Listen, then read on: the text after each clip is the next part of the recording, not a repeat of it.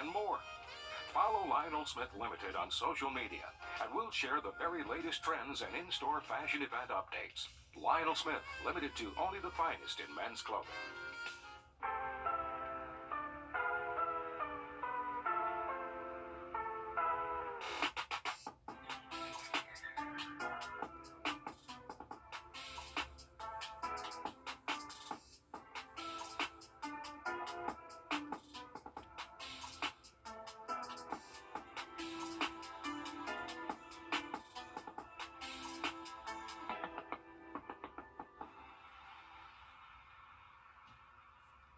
Trust Chief Meteorologist Riley Hale for your first alert.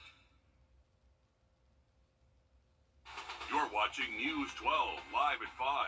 Continues. A 21-year-old pregnant woman killed in a mass shooting in Barnwell tonight. Her family is fighting to keep her memory alive. I'm not going to give up on my sister. I want to find out who did this. They need to pay for what they did. Tonight, the family of Jasmine Roach are searching for answers and for justice.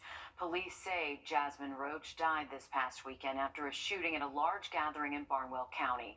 It happened just after midnight Sunday morning on Quail Road, right off Patterson Mill Road. Jasmine lost her life. 6 other people were injured. Our Hallie Turner joins us now in the studio. And Hallie, this family is mourning not only the loss of a daughter, but also the loss of an unborn grandchild. How are they coping with this? Well, Mayor, as you can imagine, the Roach family is struggling to find words that describe a type of loss like this. Their daughter always wanted to become a mom, and that wish came true 4 months ago, but one she'll never get to see play out. Shauna Merritt describes her sister Jasmine as a homebody. She had lots of friends, but preferred to be right there with her mom and dad and sister, eating crumble cookie or taking a trip to the beach. Shauna says Saturday night before the shooting, Jasmine was at her house and told her she was going to a gathering in Barnwell with one of her friends. It was one of the first times she had been out since she found out she was pregnant with baby Kinsley Dior, and she was excited to go and hang out. Shauna never thought she would wake up to a call. She was innocent.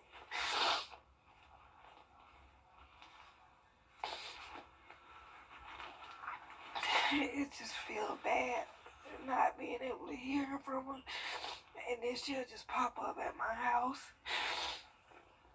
and now I can't get in no more. That pain just so real and raw. Family was just starting to buy baby stuff, Hallie, and now they're planning a funeral. I can't even imagine what this is like for them. It's something they don't even know how to describe, and Jasmine's family says they want to always remember Jasmine for the person she was.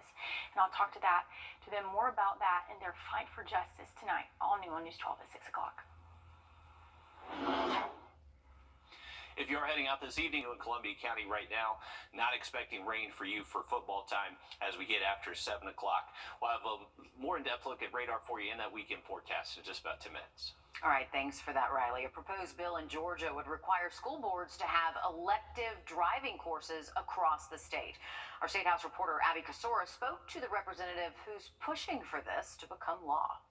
Huge responsibility. When you get behind the wheel of a car, it's like you're holding a weapon. Rachel Kulati, owner of Nathan's Driving School, says in this day and age, teens face more dangers when getting behind the wheel. That's all it takes is 1 second. According to Georgia data from the National Highway Safety Administration, from 2017 to 2021, fatal crashes involving young drivers increased. Under Georgia law, anyone under 18 must take 30 hours of online or classroom training and 40 hours of on-the-road training with a parent or guardian. State Representative Amani Barnes is proposing a new bill to require public schools to offer elective driving courses for credit towards a child's GPA. We do have access to driver's education facilities and programs. Some people cannot afford those private lessons. Some schools already have elective driver's ed courses. This change would mean school boards would have more funding to pay driver schools to offer instruction at local schools. If students can't afford to pay the fee, they can apply for a waiver. Now is the time. We have an $11 billion surplus in our state budget, and it would be ideal if we could put some of that money towards putting driver's ed back into our state schools. Barnes says roughly 20 to 30 schools in our state already offer driver's education courses. The Georgia Association of Educators say they're in support of the bill. They could always use more funding for their programs. In Atlanta, I'm Abby Kasouras. The high school football playoffs are right around the corner, and with teams battling to keep their seasons going, News 12 Sports Director Dan Booth is here to help kick off our Under the Lights coverage for Week 10. Meredith, it's not often you have two top 10 teams in the same region, so let's hit the ground running tonight with our Under the Lights Game of the Week, the highly anticipated showdown between Strom-Thurmond and Silver Bluff. News 12's Alyssa Lyons joins us live from Strom-Thurmond High School to help us get ready for tonight's game that could decide the Class 2A Region 4 title. Dan, this is no David and Goliath situation. This is a heavyweight battle between two defenses that haven't given up a lot of points this season. It's what landed them here playing for that title. And the last 3 games, the Reds have only given up 24 points. That's an average of 8 a game. Keep this in mind. On the other hand, the Bluff has only allowed on average 12 a game this entire season. There's a level of comfort that each team's defense has found, making it easy to rely on each other and have confidence to make the big plays when they need it most. Our biggest motto all week was, man, the quarterback can't make those plays if he's on his back. They can't catch it if he's quarterback on his back. So when we get the opportunity to pass rush and get back there, we're going to make it count. You know, there's so many on this, got so much experience. And this is the second year that we've been here, so they're a whole nother year of playing the way we play, you know, the way that we coach. And, you know, there's so many of them that not only do they have experience, they're good players. Now, more than eyes are on this game for more reasons than just one. The coaches are hoping that you look outside the lines when it comes to this matchup, Dan. You know, and thank you, Alyssa. There's a lot of hype coming into this game tonight, and it's going to be a lot of fun to see how this one shakes out. Now, since week 4, every time the undefeated Midland Valley Mustangs have stepped onto a football field, they've made school history with each win. News 12's Nick Veland caught up with head coach Earl Chapman ahead of tonight's game against South Aiken in the Valley. Midland Valley is looking to keep the train rolling tonight, but South Aiken will be in their way. Both teams have a strong offense that just love to run the ball. Midland Valley head coach Earl Chapman says tonight will be a battle of who can establish the run and who can make stops when they're needed. South Aiken will rely on quarterback Terrence Smith Jr. and running back Javon Edwards to get their offense rolling.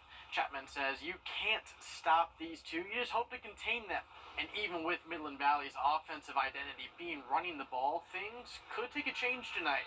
We want to try to throw the football a little bit more tonight than what we've done in the past. That's something we've talked about as coaches this week. So that's definitely something we see ourselves doing this week. But again, depending on the weather, that may actually affect that. So, but that's just where we want to be. And we'll just have to see how much of a factor rain is as it gets closer to kickoff. And coming up all new on News 12 at 6 o'clock, I'll have more on this matchup and how the crowd here at Midland Valley is at an all-time high as the Mustangs look to continue their perfect season. The Mustangs are ranked number 6 in Class 4A this year, which is extremely impressive, trying to remain undefeated. Our Under the Lights coverage is just getting started because in addition to checking back in with Alyssa ahead of that huge game at Strom-Thurmond and continuing to dive deeper into Midland Valley's historic season, we'll be hearing from Washington Wilkes and Aquinas as well on News 12 at 6 o'clock. Thanks, Dan. A lot to get to. A new electronics retailer is now open for business in the Augusta Exchange. The grand opening for BrandSmart USA isn't until tomorrow morning at 9:30, but its doors are already open for customers. There are now 12 locations across Georgia and Florida. The store says it will donate $5,000 to the Boys and Girls Club of Greater Augusta during the grand opening tomorrow. BrandSmart USA comes as the Augusta Exchange has seen a string of departures from the Genghis Grill and Subway to O'Charlie's, Bye Bye Baby, and the Christmas tree shops. Though Jim and Nick's Barbecue is coming to the space formerly occupied by Macaroni Grill.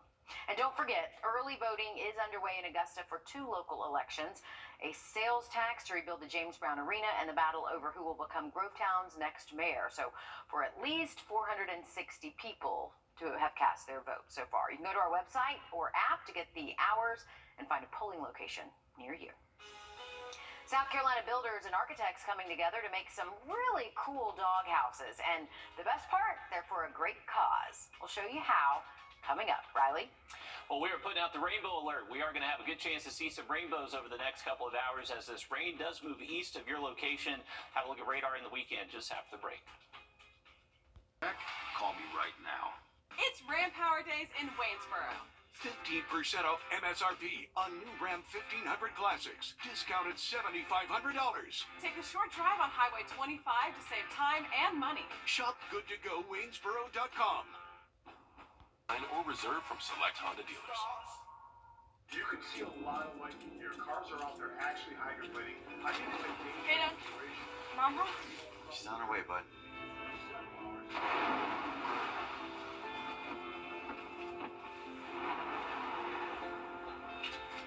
Hey, hon. It's nasty out there. Yeah, glad you're home. Stay safe. I will. Tell them to save me some. When others head in, we head out. Dominion Energy.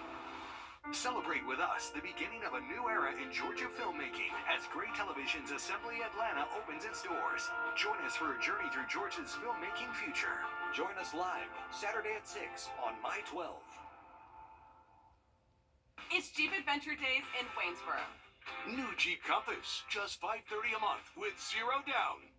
Choose the exact vehicle you want, and we'll deliver it within 500 miles. Good to go. Waynesboro.com.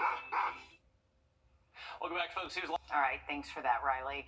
In South Carolina's upstate, architects and builders. There's not much rain in it, so once we get past this rain this evening, looking mostly dry over the next 7 days. All right, thanks for that, Riley. In South Carolina's upstate, architects and builders are participating in a one-of-a-kind design competition. It's aimed at keeping pets out of the shelter. Christy Whit. Decked out in tennis balls, see-through walls, and two-story condos. There is so much detail and so much thought that has been put into these structures. They are absolutely beautiful pieces of art. Such a unique thing for somebody to have in their yard or in their home. Definitely a showstopper. H Home Sold will help Greenville County Animal Care's mission of keeping families together. When there's an animal that's at risk of being surrendered to the shelter because the family lacks resources or housing, then we want to step in and help these families however we can keep pets out of the shelter. We are just so touched and thrilled to be a part of and very honored to be selected to be the beneficiary organization for this. Chris Barker, a local architect, says their design is inspired by Greenville's past. There's a rich history of textile mills in the area, and we really wanted to play off of that because it's so important to us here. Each home taking countless hours to design and build. We did put a fair amount of effort into this thing, and we're proud of it, and we hope that it raises a lot of money for Greenville Animal Care. All while doing what they love. We all really like making things with our hands. We're very people-focused, community-focused. We're people and animal people. Okay, those are pretty cool. If you want one of those pet homes, there is a silent auction that closes on the 30th. You can check out our website or WRDW app to learn more. How well do you know your neighbors? Well enough to let your kids roam the neighborhoods and knock on their house for trick-or-treating? I'm Jamie Tucker, coming up with a smartphone app to help prevent your child from knocking on the door of a convicted sex offender. First Alert Radar, powered by Jim Hudson Automotive Group. We are excited to announce that the Medicare Specialist is now the 64 Insurance Group. And while we've expanded our portfolio to include other health insurance products, we are still your go-to for all things Medicare. Don't wait until you're 65 to call. Are64.com. We're here at the Grand House, 4th and Hill. Follow us on Facebook, Twitter, and Instagram. Hey, Chip, what's the matter? Man, this name change is stressing me out. Everyone will know we still specialize in Medicare. Yeah, I know that. What about this? Are you 64.com? Halloween, it's supposed to be a fun and safe holiday for kids, but when they go trick-or-treating this year, you don't want them knocking on the wrong doors. Our Consumer Tech reporter Jamie Tucker shows us an app parents can use ahead of time to give them peace of mind. What the Tech, sponsored by Augusta Preparatory Day School. Do you know everyone who lives in every house in the neighborhood where your kids are going to be trick-or-treating? Probably not. And if you knew that there was a convicted sex offender living in that neighborhood, you wouldn't want them ringing their doorbell. But how do you find out where those convicted sex offenders live? The Department of Justice makes that information available on a public website, nsopw.gov, renamed to honor the memory of 22-year-old Drew Shodine, who was abducted and killed in 2003. This website is the complete registry of convicted sex offenders. That information is compiled from state databases of local law enforcement agencies across the country. There's also a smartphone app, NSOPW, for iPhone and Android. Now, the app uses your location to show a map of the area and where registered sex offenders live. Zoom in on a neighborhood where your kids will be trick-or-treating. Each registered sex offender is listed here along with a map showing their address and their mugshot. And then by tapping on the residence or name, you can see their offense, criminal history, their last reported employer, a description of their vehicle, any distinguishable features such as tattoos and scars, and any aliases they use. And when you look at that map, you may be shocked at the sheer number of convicted sex offenders in that registry. At last count, the Justice Department said somewhere around 780,000. So this is good information for parents to know. That's What the Tech. I'm Jamie Tucker. You can also sign up for email alerts to receive notifications if or when a convicted sex offender moves to your neighborhood. In South Carolina, sex offenders are prohibited from handing out candy. In Georgia, there is no law specifically banning sex offenders from participating in Halloween activities, but some sex offenders are banned from interacting with children younger than 18. Electric vehicle manufacturer Rivian says it will begin constructing a factory in Georgia next year. The plan is for a $5 billion manufacturing complex east of Atlanta where it will produce electric vehicles with lower price tags. This is aimed at the mass buyers market. It will bring an estimated 7,500 jobs to the area. Riley? Well, we're looking at a beautiful weekend. High temperatures actually warm up a little bit for us in the mid to upper 70s. Early next week, though, it does get a little bit cooler for us. Another full look at that 7-day forecast just after the break. It's time for a drive in Augusta.